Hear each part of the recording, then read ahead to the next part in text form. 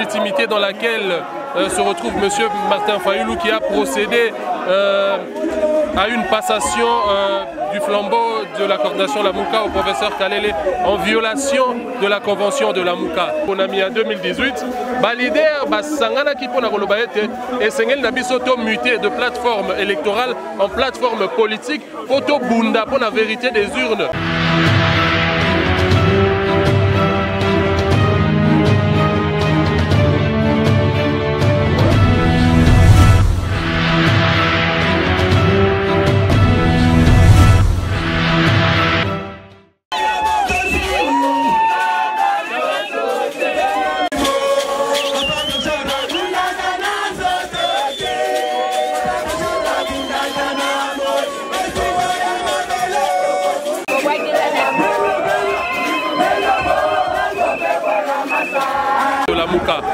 Et pendant ce jour, nous avons constaté l'illégitimité dans laquelle se retrouve M. Martin Fayulu, qui a procédé à une passation du flambeau de la coordination Lamuka au professeur Kalele en violation de la convention de Lamuka. Et aujourd'hui, nous avons constaté cette imposture de M. Martin Fayulu qui, depuis un certain moment au sein de la coordination Lamuka, a violé intentionnellement l'esprit de la convention, notamment en initiant le bloc patriotique au nom de l'autonomie de partis politiques. Nous avons constaté qu'il a été depuis toujours en déphasage avec l'esprit de la convention de Lamuka, qui prône un combat pour des élections inclusives, mais surtout la vérité des urnes lors des prochaines élections. Et au nom de la déclaration d'aujourd'hui, nous interdisons à M. Martin Fayulu d'engager Lamuka auprès des tierces, car la coordination de la coalition Lamuka revient de ce fait au parti politique Nouvel Élan. Et quel est l'avenir de Lamuka? L'avenir de Lamuka est dessiné. Adolphe Muzito est celui qui a toujours milité et œuvré pour le bien-être du peuple congolais. Et aujourd'hui, nous continuons cette pression auprès de ceux qui sont au pouvoir en place pour pouvoir financer la CENI pour que nous puissions avoir des élections inclusives et garantir toutes les parties prenantes à ce que les élections reflètent réellement la volonté du souverain primaire dans les urnes. Camarade Joël Yoloko, Nazali Bongo, coordonnateur national, il y a Ligue des jeunes, il y a Nouvel Élan, P, Moko Yaba communicateur, il y a Lingomba Lamuka.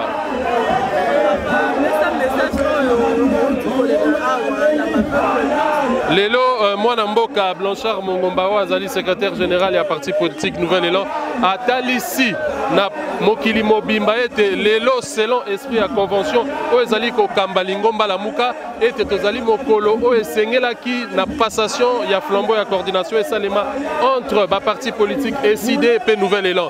Mais to constater que en violation ya convention à Lamuka, M. Martin Fayulu a transféré bon bâton de commandement et pas il y a professeur Kalele o azali non membre ya présidium et violation wana barbarie imposture wana na kati ya ba texte ezali ko tambutsa biso na Lingomba Lamuka et sali ete to constater lelo auto exclusion ya M. Martin Fayulu o azali ko tambola selon volonté ya peuple tel parce que bitumba o ya Lamuka ezali bitumba ya vérité des urnes tambouye au nom ya autonomie ya ba parti politique azali ko kende ko sangana na baye o bazali ba auteur ya crise électorale il y a 2018 tozali ko comprendre que eloko yango azali siko tambola nango na volonté ya peuple tel mais et comme affaire moko privé à Yemoko et de ce fait to sengi na ye était à engager l'issue coalition Lamuka parce que coordination et zongeli bongo lelo na date le 11 avril na Lingomba politique Nouvel Élan ya mwana mboka Adolphe Muzito. Le baete a pris acte, il y a retrait volontaire et Adolphe Muzito par rapport à la correspondance il y a le 22 décembre biso to sengi na ye ete ala kisabiso lettre wana oyo mwana mboka Adolphe Muzito azali koloba ete a se retirer volontairement yena parti politique na ye na Lingomba Lamuka mais tomoni kino lelo lettre yango ezali kobimate pe na lombangu na fraude nyonso ye akei kosala passation na mutu azali ko siéger na kati ya présidium te et de ce fait de constater simplement auto-exclusion na ye en plus du fait que depuis un certain moment ndeko Martin Fayulu azalaki kotambola selon esprit ya Lamuka te ezali combat ya vérité des urnes o ezali combat ya reconquête ya souveraineté na biso tangu biso peuple bato bazali ko former société oyo tokozala na possibilité ya coopérer ba choix politique na biso na ba urne tangu tokokende ko pona bato oyo bakokamba Congo ya lobby et CENI pour constitutionnel et ko prendre en compte vérité des urnes volonté ya souverain primaire. Enfin Ça va. Cordon Joël Lopez, enfin, passation à la Mouké Salemi. Mais Motuna n'a pas été Toyoki va poser qui CG Blanchard, pardon, Motuna. Yakotuna a été après 6 mois Oyo, Bokopé Sanani la Mouka. Namona qui CG a répondu qui bisoti. Si maman grâce CG à répondre, malamu a lobby était la Mouka Yango, Dobanda qui bitumba Oyo, en 2018 comme plateforme électorale. Après constat, il y a violation, il y a volonté à souverain primaire dans ma ponami en 2018. Le leader, Sangana qui pona Kolobaete, et Sengel Nabisoto muté de plateforme électorale en plateforme politique, Poto Bunda pour la vérité des urnes, pour la maponami et Koya. Mais moi, Namboka Blanchard Mongomba, Atali si était mission et un nouvel élan pour 6 mois où Ezali, il y a qu'à évaluer combat où la Mouka to Bundeli peuple, Kobanda 2018 Kino Lelo. Bon, tous on a la possibilité, il y a qu'à projeter à venir, il y a qu'à ça la paix, rendre compte et pas à peuple. Parce que combat où il y a la Mouka, Ezali des concepts où le peuple na triomphal à Senga Kibiso et to Bunda pour la volonté naie et à la prise en compte dans les urnes. Donc pour la biso nouvel élan, 6 mois où il y a 6 mois moko, il y a évaluation, il y a action nyoso menée pour le compte du peuple. Bon, tous on a la position, mais la facilité, il y a qu'à projeter combat pour la maponami en 2023. Mais moi, la cordon, je vais te dire la Mouka, tu peux appeler sur la balkanisation. La Mouka, la mission EAC, elle s'est imposée totalement. Et ça sent déjà la balkanisation. La mission, ce qu'on a Kinshasa, au même biso na Makabouya, la Mouka, Fayou, la Kei, Moussito, non, Nabanzi, Mama Grâce, Bisso, Nakatia, Lingomba, la Mouka, Tobengi Résistance, Tozali peut se considérer local à opposition du fait que Tozali regardant na Lolenge, moi, Namboka, Félix Antoine Tshisekedi, na gouvernement, Bazali, ko gérer Mboka. Lolenge, ni Bazali, ko affecter mon soleil à peuple. Il y a un rôle, il y a opposition parce que lobby, puisque mission traditionnelle, il y a un parti politique, et Zali à Mboka. Et Sengeli na Bisso comme parti politique, Tozala na alternative. Mais moi, Namboka Adolphe Mouzito, Alekaka mingi mingi na ba TV, alobaka mingi mingi na ba tribune na ye, ba proposition na ye, na o etali likambu ya sécurité na partie S ya Mboka na Bisso. Tango azali kolobe la renforcement ya ba fonction régalienne ya l'État notamment défense. Tozali ko senga na gouvernement ya Sama Lukonde. Akoka kozwa makoki ya peuple, akoka kosala une bonne qualité à dépense pour na ko relever défense na Bisso à la hauteur ya 11 milliards parce que armée na Bisso ezali ko compter près de 200 000 éléments enregistrés pendant que Ouganda ezali bongo na armée à 45 000 éléments, Rwanda ezali bongo na armée à 35 000 éléments composés na police na armée. Et là koni ezali ko bloquer machine. Et sengeli na bayo bazali ko gérer Mboka. Ba ko coopérer ba réforme politique, ba réforme économique, ba réforme sécuritaire pour ko permettre na Mboka na Bisso et ko côté les ma peli kambu ya guerre oyo ba FRDC bazala mission ya ko sécuriser ba frontière ya Mboka na Bisso. Balkanisation ezali déjà de fait. Yango wana loko la opposition et sengeli na Bisso tobele la peuple on a combat oyo nanu esilité to ko obtenir gain de cause nango. Tous la ligne 6 mois oyo président Mouzito asikozwa flambeau la mkato la ligne oyo akosala la mpona la mbuka. Mwana Mboka Adolphe Mouzito azali oyo apesi contenu na kati ya lito ya lamuka ndenge na lobaki na ebandeli awa ezali 6 mois ya évaluation, 6 mois ya ba projection future na kati ya luto ezali ya ko reconquérir souveraineté na biso, ya ko reconquérir fierté na biso comme peuple.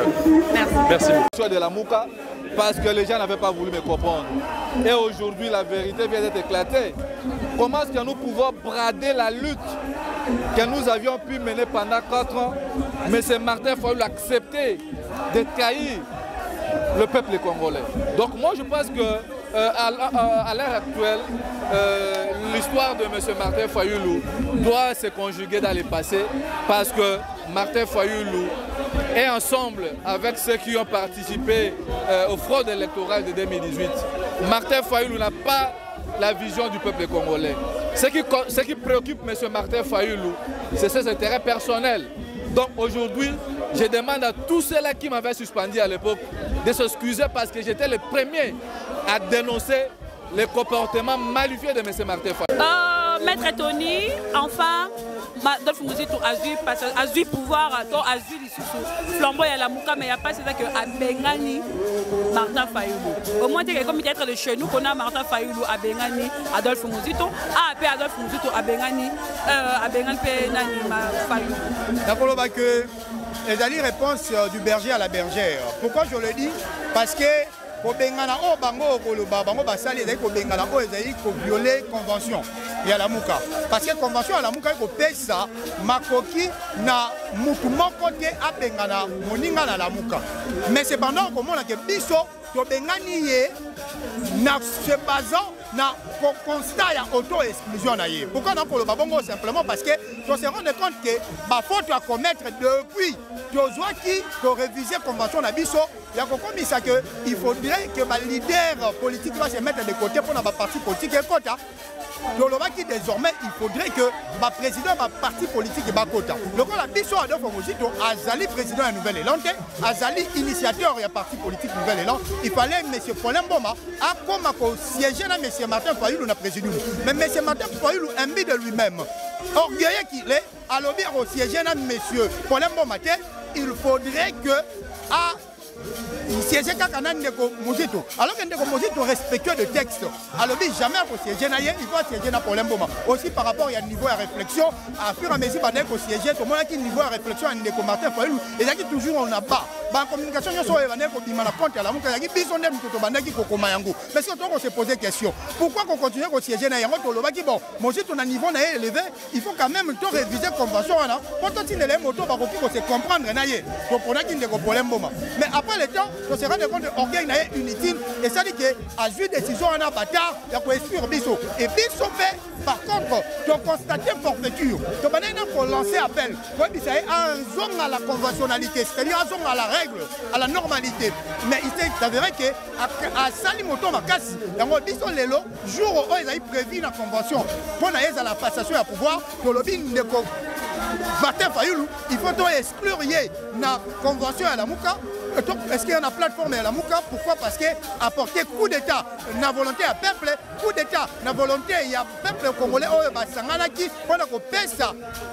Pifo, na la Mouka pour na aimer ma biso si la libération à Moka, na maboko ya Banguna, na maboko ya Nemi, na maboko de Kotiseke, na Ndeko Kabila. Maître Tony, au lobby est venu pour l'année selon Maloba, pour ça qui est papa Paulin, président Paulin pour passer niveau moko. Mais ce qu'on a Martin Fayulu a qui est venu pour OK. Au moins tu beaucoup de la Mouka El Fayulu na la Mouka El Muzito. Donc comme il a de la Mouka parce que tu outil qu'on le bain on a communication tangami et pas de Blanchard Mongomba, tu peux qui s'y est a engagé la Mouka na média, a engagé la Mouka par-ci par-là. Pourquoi? Parce que tu sais bien que les alliés n'ont pas habitude de naïe, yako sa capo, yako zoa plateforme la Mouka, ko kangamana yango et comme yaye lokola, n'a pas habitude de naïe, à ça la dynamique de l'opposition, à ça la force acquis pour le changement. Yango biso to lobby, to pe kisiye, ce qui a continué to ko utiliser ma voie de droit nyonso, on a ko pe kisaye parce que Ndeko Martin Fayulu azali atana fondement mon côté pour permettre d'engager la Mouka à l'intérieur, à l'extérieur comme à l'intérieur et en Mboka Bisso. Pourquoi? Parce que Azali Mouto a violé la convention et lorsqu'il y a violation de la convention, nous avons juste constaté son auto-exclusion parce que nous sommes respectueux de texte. Donc Bisso Tozeli, le jour où le délai qui était convenu pour que ces constats soient faits. Et on est au poli le jour et à l'élo, on a commencé à la mato, mais qui s'est engagé de n'a pas tout entouré par colite naïe, pas mec à collègue en avait été qui était pas le bel combo à la Mouka, sinon tu peux utiliser ma voie de droit nyonso pour la couper qui s'abango et en gros malon. Ils ont tout pour les mamans, ils ont tout pour la palme, ils ont tout pour les mamans, ils ont tout pour les mamans, ils ont tout pour les mamans, ils ont tout pour la musique. Après ça, 1 500 000 kg. Et ça passe. Et ça passe au café.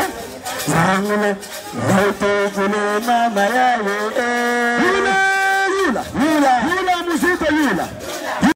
Ils ont tout pour les mama ya ils ont tout pour la palme. Ils ont tout pour les mama ya ils ont tout pour les mama ya ils ont tout pour les mama ya ils ont tout pour la musique. Après ça, 1 500 000 kg. Et ça passe. Et ça passe au café. Zangule, vote pour les mama ya Yula, musique Yula.